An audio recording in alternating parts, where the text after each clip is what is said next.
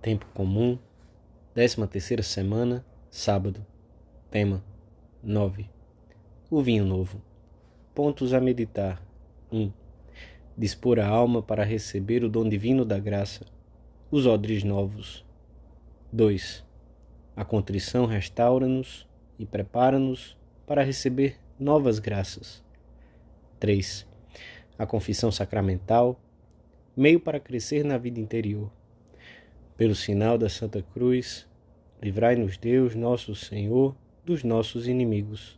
Em nome do Pai, do Filho e do Espírito Santo. Amém.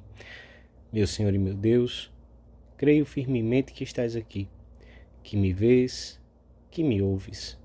Adoro-te com profunda reverência.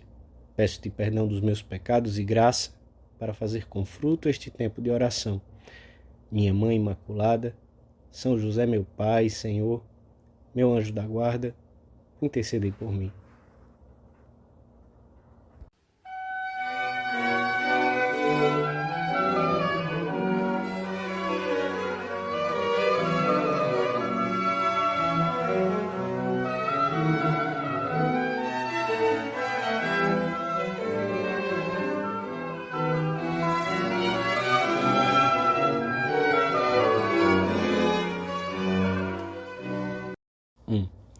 Jesus ensinava, e os que o escutavam entendiam-no bem. Todos os que ouviram pela primeira vez as suas palavras narradas no Evangelho da missa de hoje conheciam os remendos nas roupas, e todos também, acostumados aos trabalhos do campo, sabiam o que acontece quando se lança o vinho novo, extraído da vinha recém-vidimada, em odres velhos. Com essas imagens simples e bem conhecidas, o Senhor ensinava as verdades mais profundas sobre o reino que ele viera trazer às almas. Ninguém coloca remendo novo em pano velho. Do contrário, o remendo levará consigo parte do tecido, e o rasgão tornar-se-á maior. Também não se lança vinho novo em odres velhos. Do contrário, os odres arrebentam e todo o vinho se derrama. O vinho novo lança-se em odres novos, e assim as duas coisas se conservam. Jesus declara a necessidade de acolher a sua doutrina com um espírito novo, jovem, com desejos de renovação, pois da mesma maneira que a força da fermentação do vinho novo faz estalar os recipientes já envelhecidos, assim também a mensagem que Cristo trouxe à Terra tem que quebrar o conformismo, a rotina e as estruturas arcaicas. Os apóstolos lembrar-se-iam daqueles dias junto de Jesus como o início da sua nova vida. Não tinham recebido a pregação do Senhor como mais uma interpretação da lei, mas como uma vida nova que nele surgia com um ímpeto extraordinário e que lhes reclamava disposições novas. Sempre que os homens se encontram com Jesus, ao longo destes 20 séculos, alguma coisa de novo surgiu neles, rompendo atitudes velhas e gastas. Já o profeta Ezequiel havia anunciado que Deus concederia outro coração e um espírito novo aos que o seguissem. São Beda, ao comentar esta passagem do Evangelho, explica como os apóstolos se transformaram no dia de Pentecostes ao mesmo tempo que se enchiam do fervor do Espírito Santo. O mesmo aconteceria depois na igreja com cada um dos seus membros, uma vez recebidos o batismo e a confirmação. Estes odres novos, alma limpa e purificada, devem estar sempre cheios, pois quando vazios, a traça e a ferrugem os consomem, mas a graça conserva-os cheios.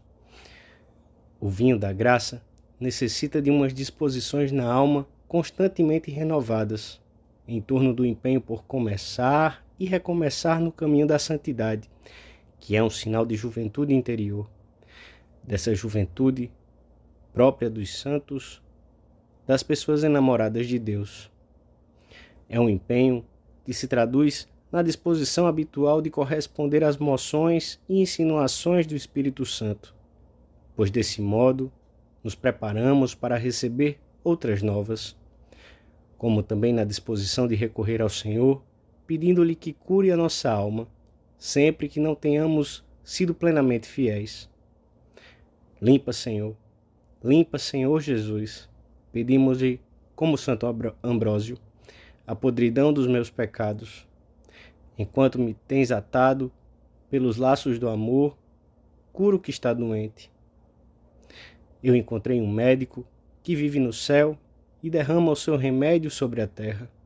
Só ele pode curar as minhas feridas, pois não tem nenhuma. Só ele pode tirar do coração a sua dor e da alma a sua palidez, pois ele conhece os segredos mais escondidos. Só o teu amor, Senhor, pode preparar a minha alma para receber mais amor.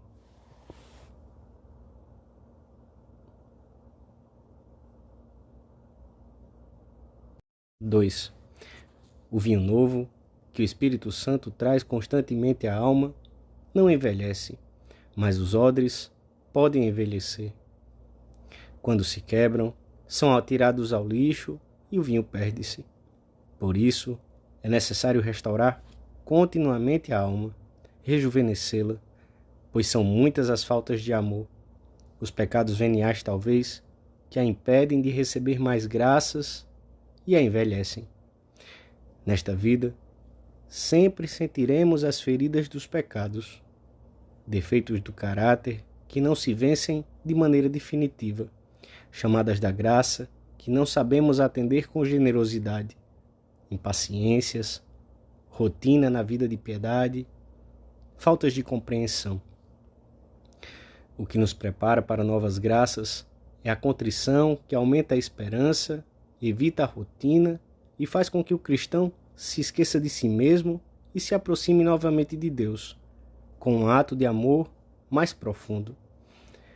A contrição caracteriza-se pela aversão ao pecado e pela conversão a Cristo. Não se identifica, portanto, com o estado em que a alma pode encontrar-se por causa dos efeitos desagradáveis do seu erro, a quebra da paz familiar, a perda de uma amizade. Nem mesmo consiste no desejo de não se ter feito o que se fez. É a condenação decidida de uma ação, a conversão para o bom, para a santidade de Deus manifestada em Cristo. É a irrupção de uma vida nova na alma, cheia de amor, ao encontrar-se novamente com o Senhor. Por isso, não sabe arrepender-se, não se sente movido à contrição quem não relaciona os seus pecados, tanto os grandes como as pequenas faltas, com o Senhor. Diante de Jesus, todas as ações adquirem a sua verdadeira dimensão.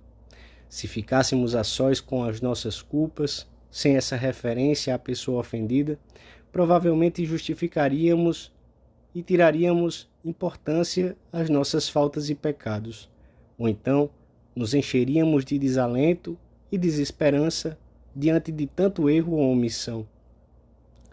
O Senhor ensina-nos a conhecer a verdade sobre a nossa vida e, apesar de tantos defeitos e misérias, cumula-nos de paz e de desejos de ser melhores, de recomeçar novamente. A alma humilde sente a necessidade de pedir perdão a Deus muitas vezes ao dia. Cada vez que se afasta do que o Senhor esperava dela, compreende a necessidade de regressar como o filho pródigo, com verdadeira dor. Pai, pequei contra o céu e contra ti. Já não sou digno de ser chamado teu filho. Trata-me como um dos teus jornaleiros. E o Senhor, que está perto dos que têm um coração contrito, escutará nossa oração. Com essa contrição, a alma prepara-se continuamente para receber o vinho novo da graça.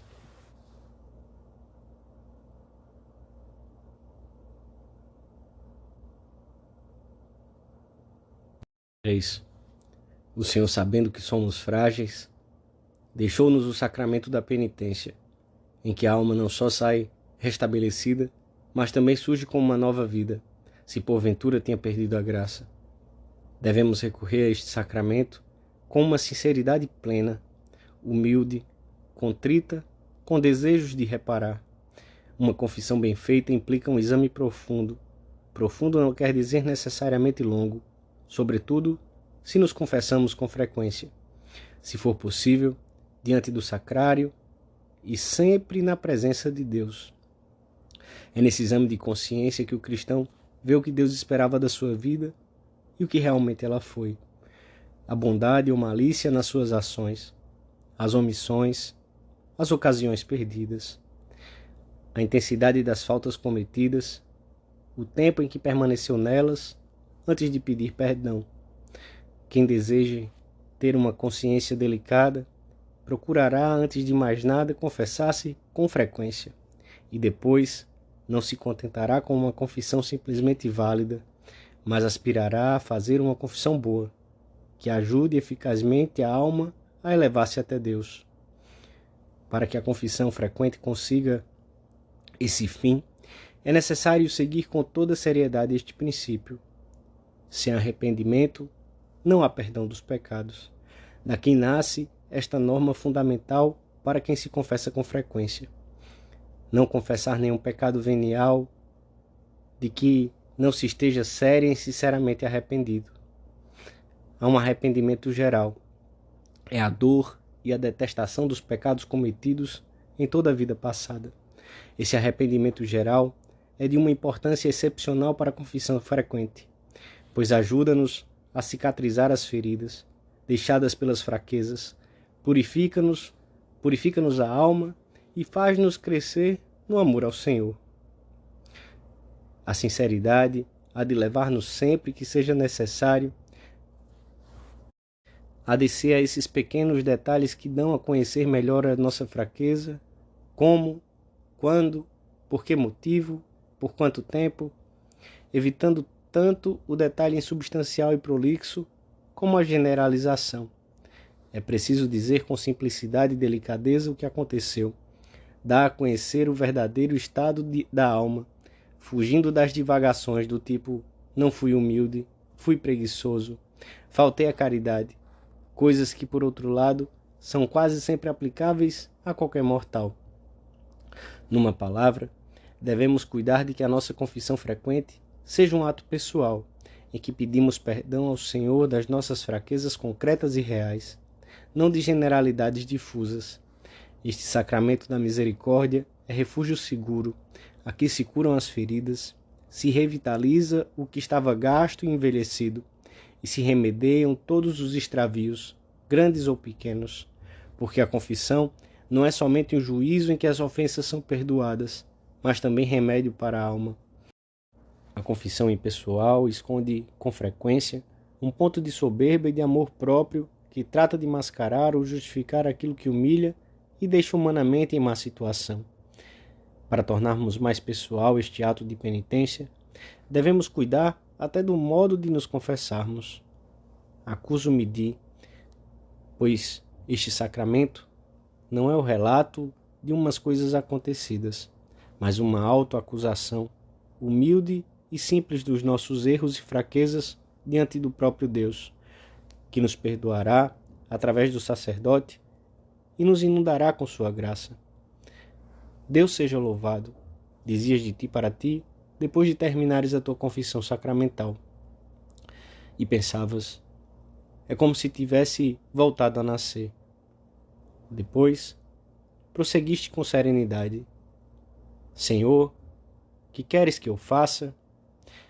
E tu mesmo te deste a resposta. Com a tua graça, por cima de tudo e de todos, cumprirei a tua santíssima vontade. Serviam. Eu te servirei sem condições.